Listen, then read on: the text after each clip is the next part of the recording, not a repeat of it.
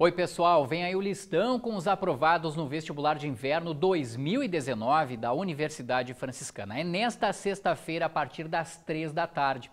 O Universo Acadêmico traz as informações para os candidatos acompanharem o anúncio da Coordenadoria de Seleção e Ingresso.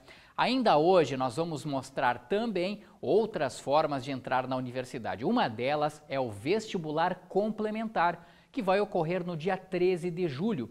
O Universo Acadêmico, que começa agora, divulga em instantes a pesquisa do curso de Ciências Econômicas da UFN sobre um comparativo do mercado de trabalho e das vagas de emprego em 5 cidades do sul do Brasil. Uma delas é Santa Maria.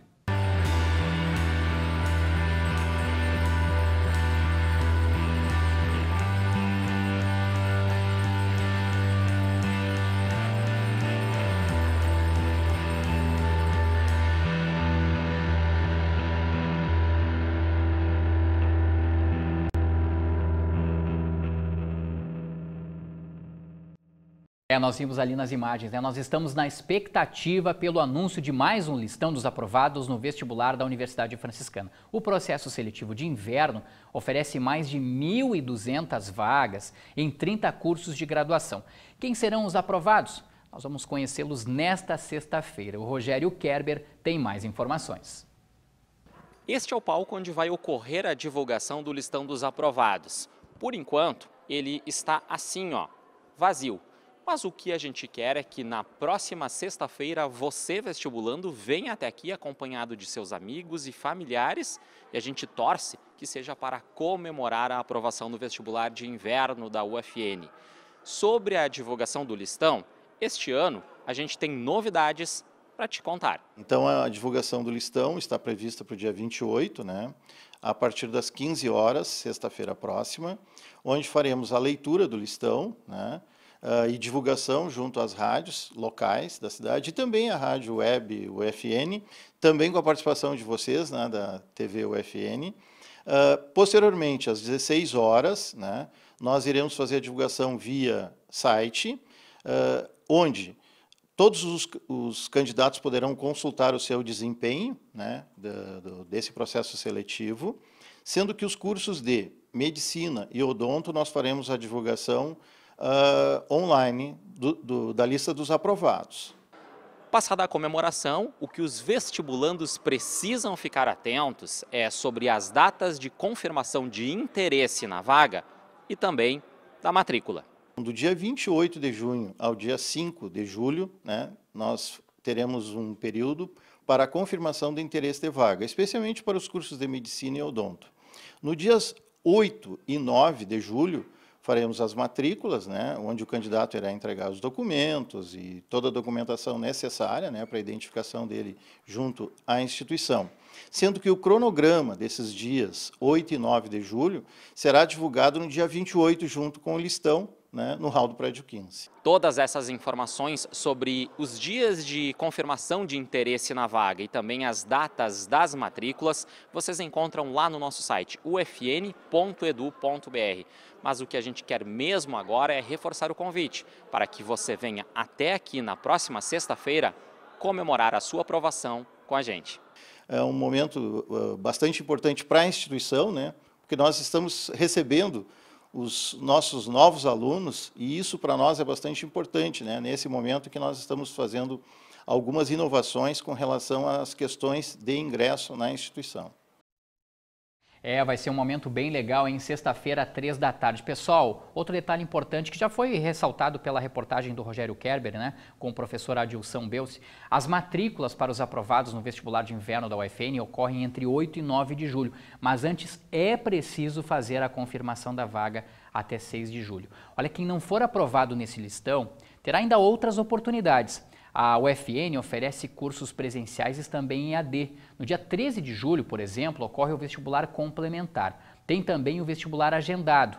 Quais são essas oportunidades? A Bruna Tasqueto traz todas elas.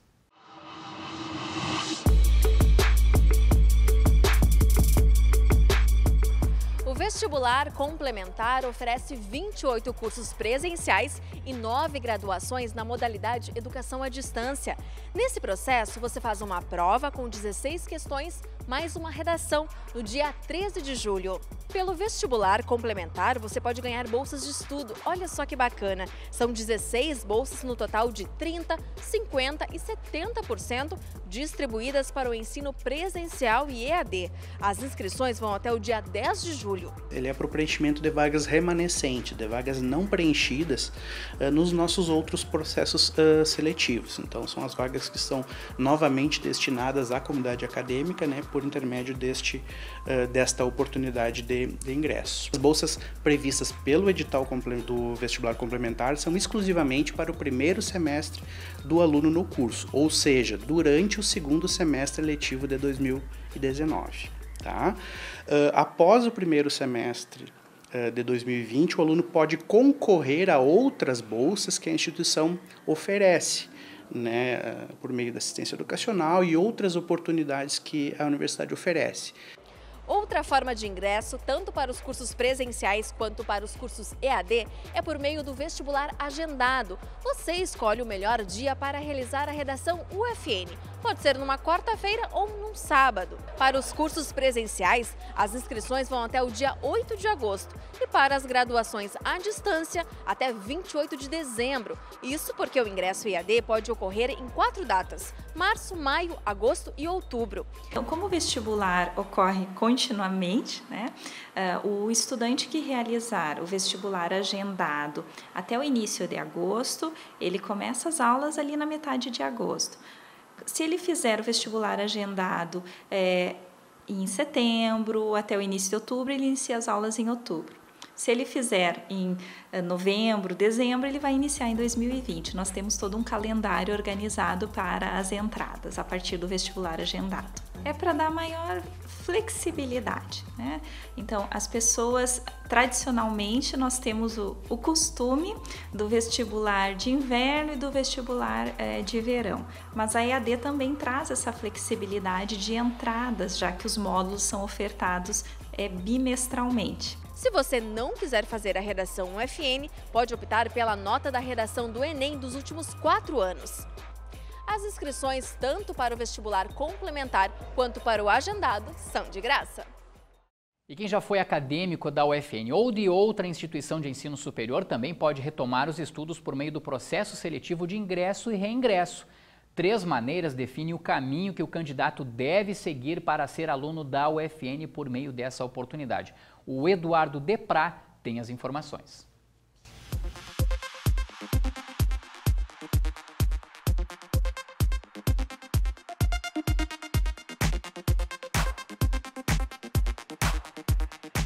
E a Universidade Franciscana abriu o processo seletivo de ingresso e reingresso dos cursos presenciais e EAD para o segundo semestre de 2019. Esses ingressos podem ser feitos em 3 categorias.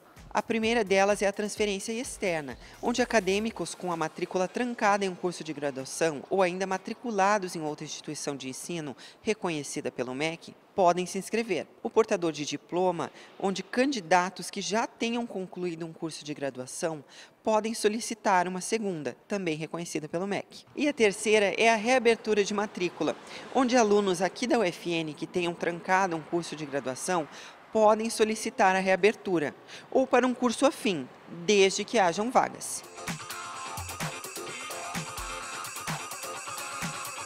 As inscrições na modalidade presencial serão aceitas até o dia 10 de agosto. Já as de ensino em EAD podem ser realizadas até o dia 15 de outubro. Para ambas, a inscrição é realizada online, pelo site da UFN. A divulgação dos resultados será feita via e-mail ou telefone em até 10 dias úteis após a entrega dos documentos da matrícula. Nesse contato, será marcada um dia para a realização da matrícula. Para mais informações, entre em contato com a Central de Atendimento da UFN, pelos telefones 3220-1230 ou ainda 3220-1232. O contato pode ser feito também via e-mail central@ufn.edu.br.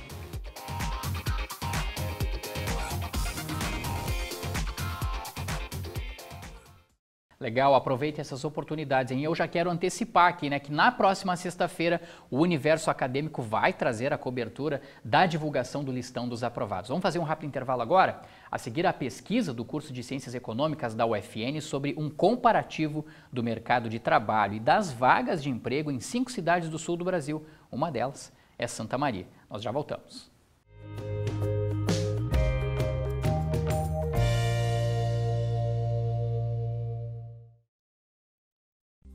A Universidade Franciscana traz sua experiência e qualidade no ensino superior agora para a educação à distância. Ofertamos cursos de licenciatura em Geografia e em Pedagogia, além de cursos tecnólogos em Gestão de Recursos Humanos, Gestão Comercial, Gestão Financeira, Processos Gerenciais, Logística, Negócios Imobiliários e Marketing. Os professores são mestres e doutores e a EAD tem nota máxima na avaliação do MEC. Os materiais educacionais são interativos e podem ser acessados em computador pessoal ou celular, em qualquer momento do dia. A escolha pela modalidade EAD reduz custos com deslocamentos e flexibiliza horários para o estudo. Os polos da UFN são as próprias escolas de educação básica da Rede Scalifra e contam com biblioteca física, salas de estudo e espaços de convivência com acolhimento do ambiente franciscano. Estude na UFN Digital e construa sua trajetória com conhecimento de verdade.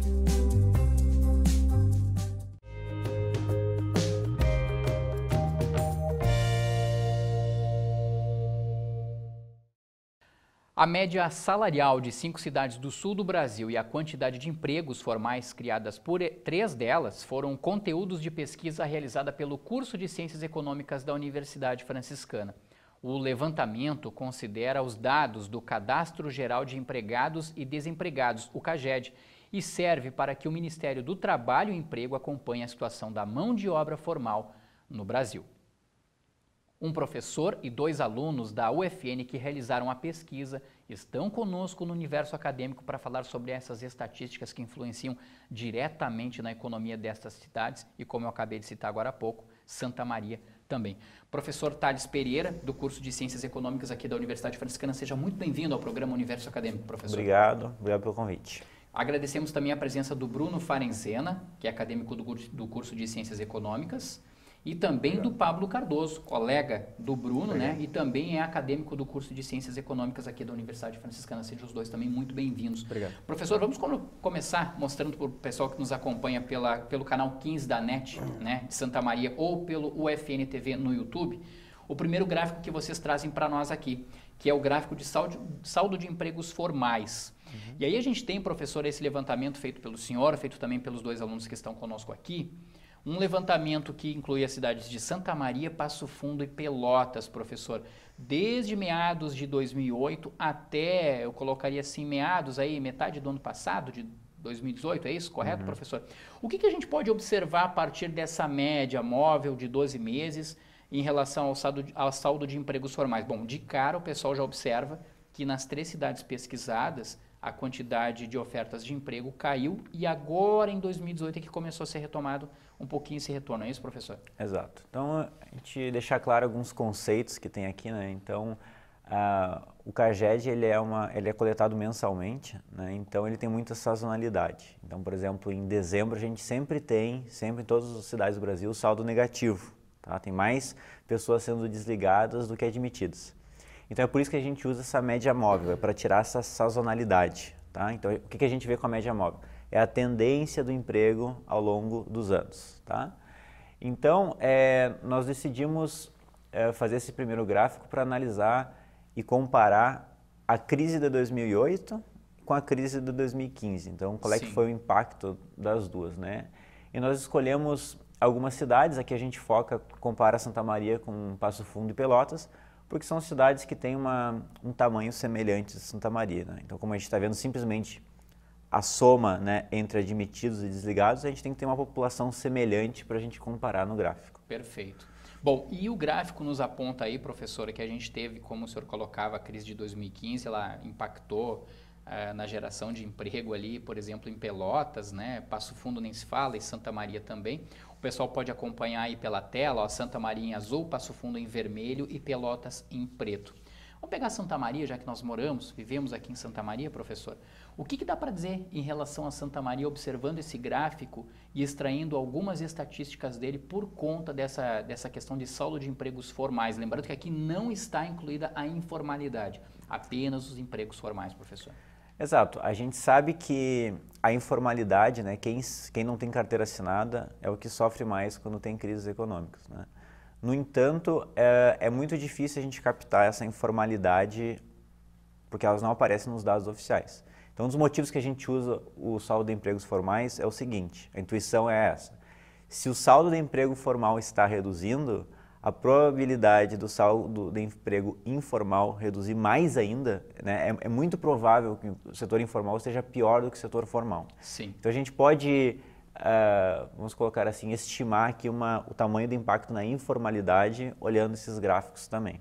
Ah, perfeito. E logo ele vai ser muito maior do que a gente observa para a formalidade. Muito provavelmente. Para quem não entende muito disso, por que, professor, essa informalidade talvez, no caso, tendo um reflexo ainda mais negativo do que a formalidade? Justamente pela questão dos encargos trabalhistas, pelo fato de que a informalidade, pelo próprio nome, ela já, de certa forma, facilita a dispensa do empregado, uma vez que não há um vínculo criado entre trabalhador e empresa?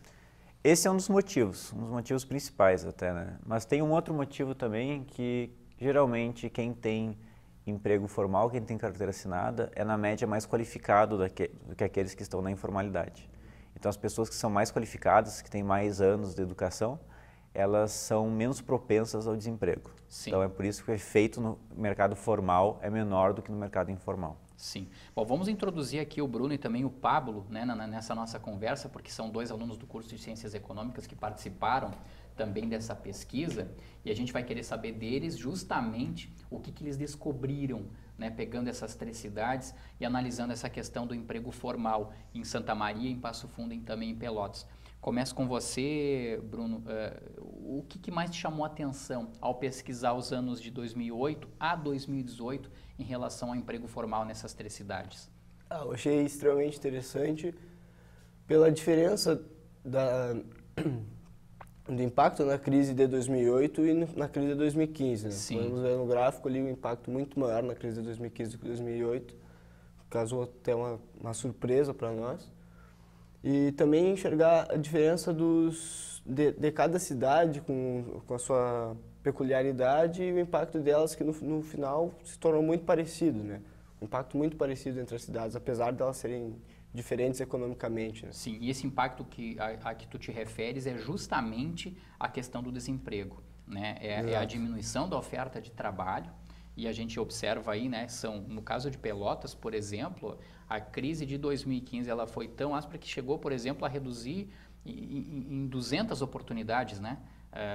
Se a gente pegar aí, se a gente for comparar, por exemplo, olhando no gráfico, pegando ali o ano de 2011, muito provavelmente, um pouquinho, no início de 2010 lá, a gente tinha mais de 300 ofertas de trabalho mensais praticamente em Pelotas.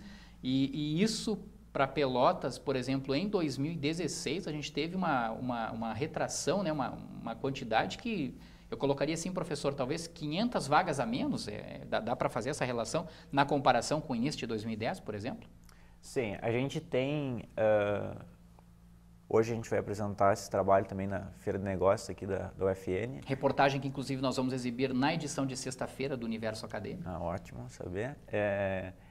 E lá a gente vai mostrar um gráfico, uma tabela, na verdade, uma tabela que a gente fez o cálculo de quantos empregos foram perdidos em cada cidade, né, durante todo o período da crise. Sim. Então, eu não recordo agora o número exato, mas Pelotas, durante o período da crise, é mais ou menos umas 2.500 empregos formais que foram perdidos durante todo o período. Durante todo esse período. E a gente pega o período da crise, naquele momento onde o gráfico fica abaixo do zero e permanece, né, abaixo do zero.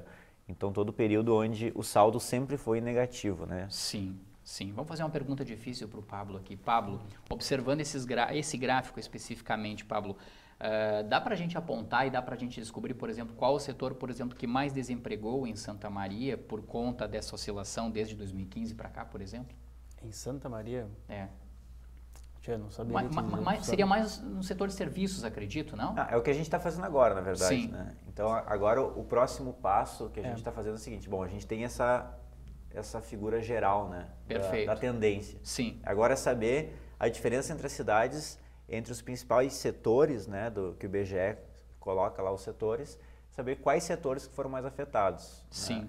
Então, por exemplo, em algumas cidades que não estão aqui, por exemplo, Caxias, que a gente fez esse cálculo e que nós também, vamos mostrar daqui a pouco. Para Caxias a gente sabe que a quantidade de empregos perdidos foi muito concentrado em setores que fecharam, por exemplo, qual é que são o nome das empresas? Setor metal mecânico, né? Isso. Correto. Quando nós estávamos fazendo o levantamento dos dados, isso fica muito evidente pelos números, né? Que a gente começou a analisar e via que eram dados muito negativos com discrepância muito grande. Então nós fomos procurar no IBGE quais eram os subsetores, né? Então ali ele te dizia então quais eram assim, os principais setores que estavam causando desemprego. Daí a gente foi atrás de notícias, nos jornais e tudo mais. E daí a gente percebeu que tem, né, justamente na indústria da metalmecânica, aí tem essas empresas grandes que fecharam algumas oportunidades que ocorre que dá para ver no gráfico, né? Sim. Como é que se faz um trabalho, uma pesquisa assim? Até para quem não é acadêmico do curso de Ciências Econômicas, por exemplo, Pablo, como é que foi a metodologia aplicada por vocês? Como é que foi o trabalho desenvolvido por vocês para chegar até esse resultado? Sim, a gente utilizou então o CAGED, né, os dados do CAGED e do IBGE, e a gente fez tudo por regressões, né, nos programas que a gente utiliza, para levantar justamente esses dados, e aí a gente começou a tabelar eles, né, de ano a ano, começamos com mês a mês, depois passamos para ano, para justamente conseguir fazer essa aferição. Né? Sim. Professor, como é que é o trabalho do acadêmico na hora de desempenhar, de coletar esses dados? Qual é a importância e o que o senhor destacaria como fator determinante para que a pesquisa não fuja da real condição daquilo que se pretende mostrar? Eu acho que eu sempre foco nesse ponto que a gente geralmente tem... Bom, o setor de emprego, né, a situação do emprego no Brasil é fundamental para todo mundo, né? Todo mundo tem que saber se o desemprego está aumentando ou não. Só que normalmente a gente só tem acesso a essas estatísticas nacional, né? Então a gente vê lá na TV, em outras emissoras, e aqui mesmo, o desemprego no Brasil subiu e aumentou, né, ou diminuiu tanto. E a gente não tem essa informação nível regional, né? Então a ideia aqui da parte acadêmica aqui do curso é trazer essa informação para a comunidade, para a população, de forma regional. Então a gente pega esses dados que são muito agregados, né? E a gente analisa eles pelo seguinte: por que isso tem que ser uma questão de tempo que os alunos têm que desenvolver? Porque esses são bases de dados gigantescas. Então não é assim, não é uma pessoa que eu vou baixar da internet e vou abrir num programa de planilha, por exemplo. Você não consegue abrir num programa de planilha essa base de dados. Sim. Né? Porque aqui a gente tem, por exemplo, 3 cidades, dados mensais, a gente tem mais ou menos 5 milhões de observações aqui nesse gráfico, né? Então, só para ter uma ideia, a maior parte dos programas de planilha que todo mundo usa, que nem o Excel, por exemplo, ele não abre mais do que 1 milhão de linhas. Eu não consigo abrir esse programa. Então, a parte que os alunos fazem é justamente aprender a lidar com grandes bases de dados, né? Então, a gente tem uma grande base de dados que, por definição, a gente não consegue visualizar nada nela assim, abrindo. E como é que a gente transforma uma grande base de dados em informação? É isso que eu quero ensinar para eles, entendeu? Porque isso aqui é informação, é uma coisa simples. Eu olho e eu vejo, 2015 teve uma crise. Mas para eu chegar nesse ponto, nessa informação que é simples, eu tive que extrair mais de 5 milhões de observações para transformar em informação de fato. Né? Sim, bem interessante essa colocação, essa estatística. Agora, a pergunta eu faço para os 3 aqui, né, que estão participando do universo acadêmico. Olhando esse gráfico, a gente pode dizer que Santa Maria, de certa forma, retomou uma imagem boa no gráfico, uma imagem boa na foto? Dá para dizer isso, professor? Eu acho que Santa Maria está seguindo a tendência das outras cidades. Se nós formos pensar que estar bem na foto seria melhor do que a média, Santa Maria não está bem na foto. Sim. Tanto é que a gente vai ver no próximo gráfico E a questão dos salários em Santa Maria cresceu menos do que as outras cidades. Então, isso é um pouco preocupante. Deixando um pouquinho essa parte do salário que nós vamos mostrar daqui a pouco, vocês reforçariam isso que o professor Thales acabou de falar? Ou falariam de uma maneira diferente no ponto de vista tanto do Bruno, né, quanto no caso do Pablo? Né? Como é que vocês observam isso? Pode começar por você, Pablo. Não, justamente, como a gente tem alguns amigos que são empreendedores e donos de empresas e tudo mais, é perceptível entre conversas com eles justamente essa, digamos, essa tendência de média, né? Que parece que não vai para frente, ou também por alguns certos tipos de barreiras, até mesmo como consequência da crise, percebe-se que parece que não vai, sabe, que não consegue dar o próximo passo, né? Perfeito. Segundo o gráfico, pode perceber que como as outras cidades se mantêm perto do zero, né? Então não tem, como o professor disse, não pode se dizer que estamos bem. Sim, vai depender muito do ponto de vista, né? Exato. Deixa eu aproveitar e já mostrar então o segundo gráfico, o pessoal que está nos acompanhando na UFN TV e também no YouTube. A gente tem nesse segundo gráfico já, pessoal, a mediana dos salários, no caso dos trabalhadores admitidos. Isso é um levantamento que vocês realizaram lá no início de 2007, é isso? E vieram até meados de 2019, até abril de 2019, é isso? E, na verdade, até final de 2018. Final de 2018. E a gente trouxe os preços lá de 2007 para 2019. Para ver como é que nós... Isso, para fazer uma comparação. E a gente está vendo na tela, pessoal, Santa Maria, Passo Fundo, Pelotas, Caxias e Chapecó. São cidades de portes muito parecidos, mas me corrija, professor, se eu estiver errado, de porte econômico bem diferentes, né? Porque a gente pega, por exemplo, Chapecó é uma cidade altamente desenvolvida, Passo Fundo não vai ficar muito atrás disso. A gente vem para Santa Maria, que vive um meio termo, e você pega, por exemplo, Pelotas, que já está na metade sul do estado, e a gente tradicionalmente sabe que a metade sul do Rio Grande do Sul tem aquele atraso econômico, e Caxias é uma das grandes cidades do sul do Brasil. Então a gente tem uma comparação bem interessante para fazer a partir dessas 5 cidades. Observando essa imagem, professor, o que dá para dizer em relação à média dos salários? Santa Maria, na cor azul, a gente percebe que neste momento ela está ocupando a última posição, pelo menos até o final de 2018. É isso, né, professor?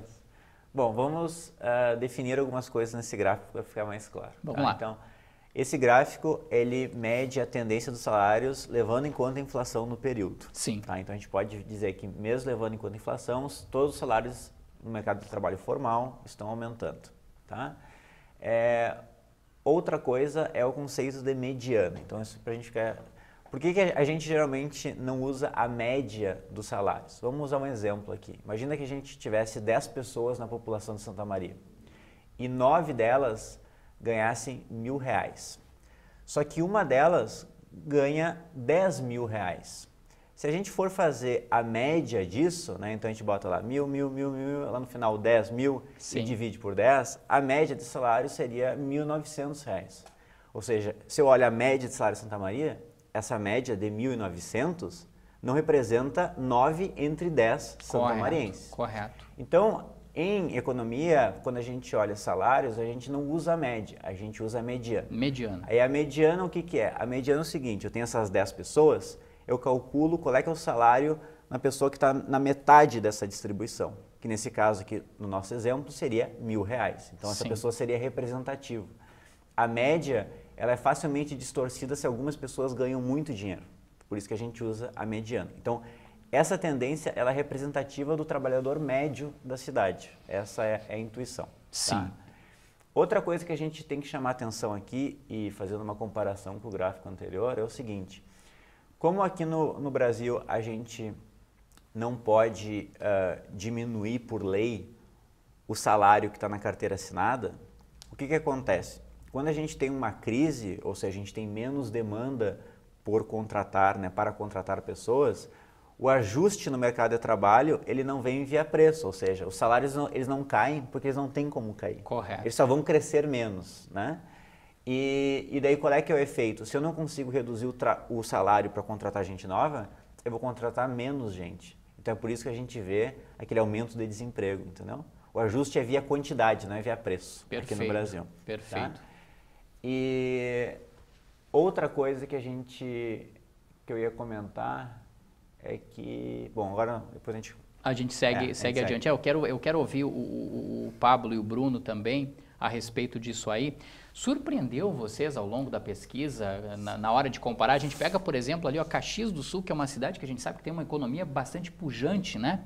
É uma cidade altamente desenvolvida, é uma cidade, eu diria até populosa aqui no Rio Grande do Sul, tem cerca de meio milhão de habitantes aqui, né? Cerca de 500 mil habitantes. E a gente observa que não é ela atualmente quem lidera. Ela até em meados de 2007, lá até 2015. Vamos colocar ali até 2015, né? Ela chegou a liderar em termos de salário, mas hoje não é mais Caxias do Sul. A que se deve a isso? Foi justamente esse impacto que a gente viu nos nossos estudos, né? Sim. No nosso levantamento de dados. Surpreendeu vocês? Sim, que justamente foi nesses subsetores, como o Bruno falou, né? Metalmecânico, em 2015 que houve esse desemprego em massa, vamos dizer assim. Sim. Que são as 3 indústrias, uma das 3 indústrias maiores, assim, digamos, de Caxias, que ocorreu esse desemprego. E é bem visível no gráfico, né? De Caxias, era 2015, dá essa quebra ali. Né? Sim, Passo Fundo teve alguns picos, principalmente após 2016, né? Apesar da crise, teve alguns picos, né? De uma mediana de salário, como o professor Thales colocou, né? Esses picos, na verdade, a gente está tentando entender o que aconteceu, porque é um comportamento num setor só, onde várias pessoas, aproximadamente 200 pessoas, foram contratadas num mês e foram demitidas no outro. Sim. E isso aconteceu 2 vezes. A gente não consegue entender o que está acontecendo, a gente está indo atrás, então esses picos a gente não sabe explicar ainda o que aconteceu. Vão tentar descobrir agora ao longo da pesquisa, Exato. pelos próximos meses, no caso, né? E no teu caso, Bruno, o que você observou, assim, o que te chamou a atenção, por exemplo, a posição de Chapecó, que é uma cidade talvez não tão populosa, mas altamente desenvolvida, né, com oportunidades. Ela aparece atualmente em primeiro lugar aí nessa questão das medianas de salário, né? E ela não vinha na primeira posição, embora ela se manteve praticamente durante todo um certo tempo, até atingiu a primeira posição. Ela praticamente sempre se manteve na segunda posição dessas 5 analisadas, né? Então, se fôssemos explicar para quem está nos acompanhando, essa metodologia que vocês utilizaram, o que isso define em relação a Chapecó, por exemplo? Em relação a Chapecó, eu acho que é interessante destacar que, apesar da diferença das cidades, diferença econômica entre as cidades, elas se comportam muito parecido com o impacto da crise, né? Sim.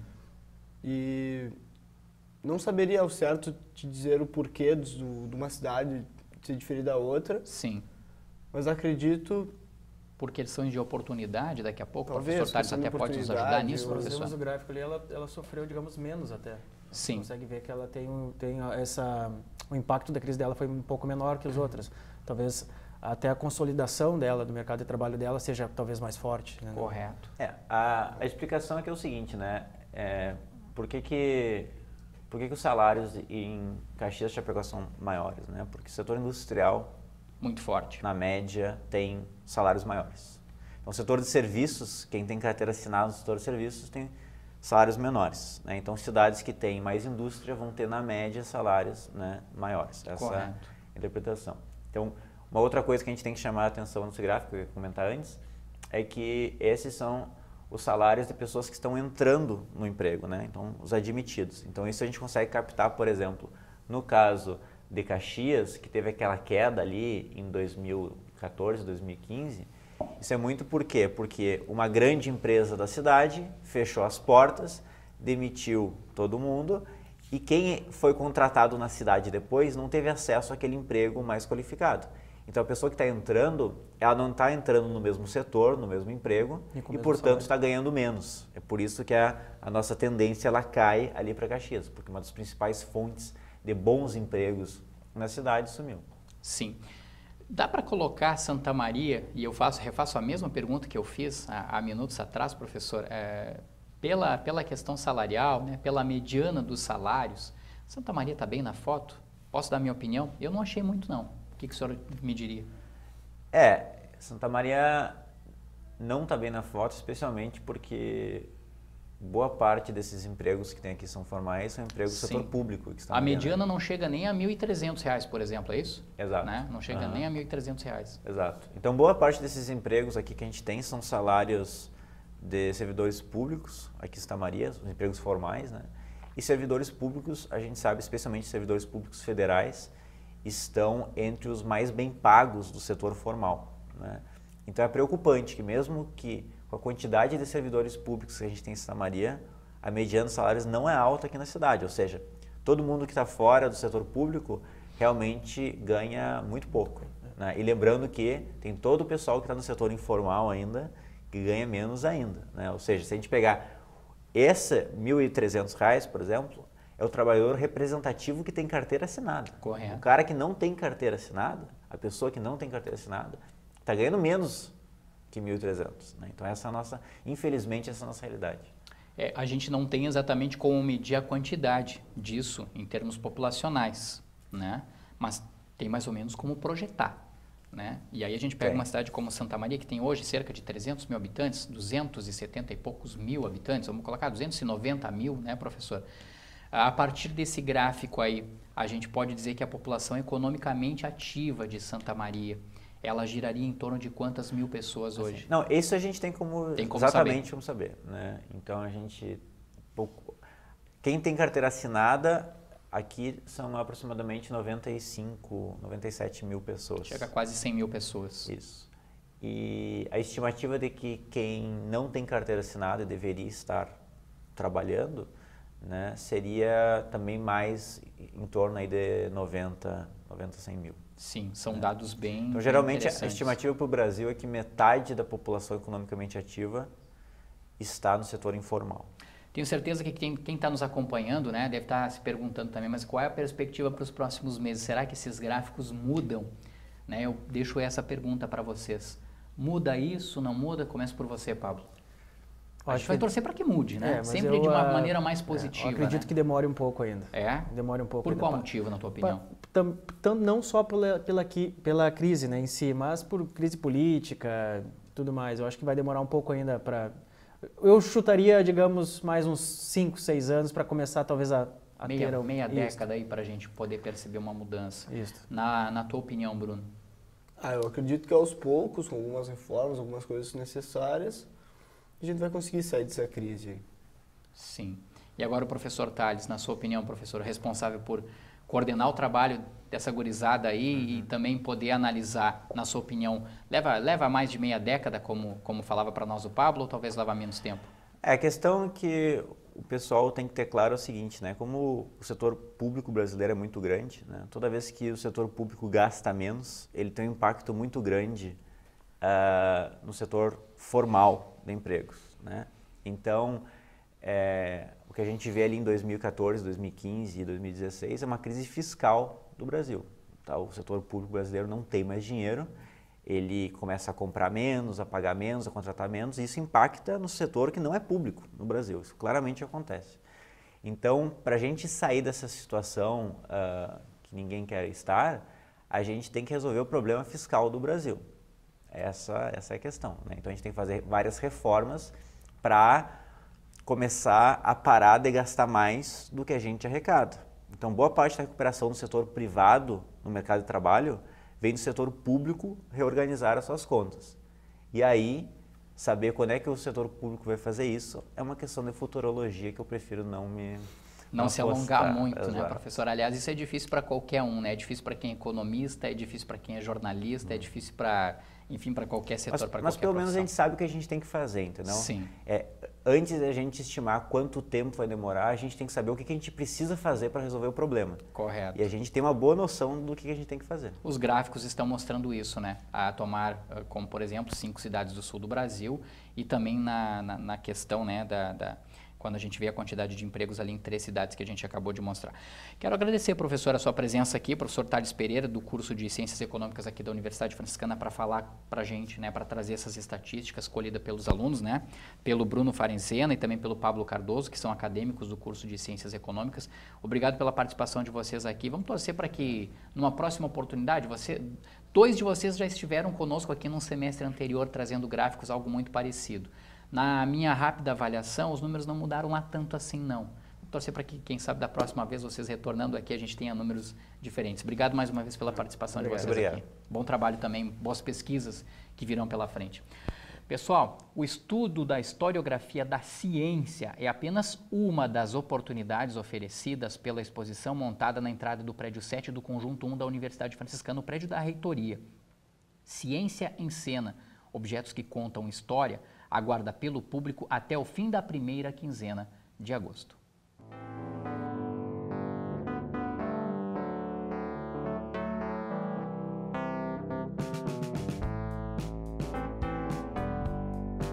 O trabalho tem como princípio mostrar objetos que serviram de ensino para a ciência. A proposta também foi resgatar peças que por muitos anos auxiliaram para o conhecimento básico de conceitos científicos.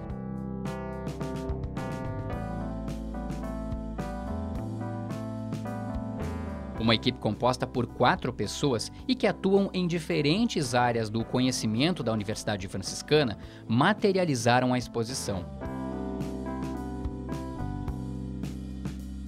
A ideia é também permitir uma viagem no tempo.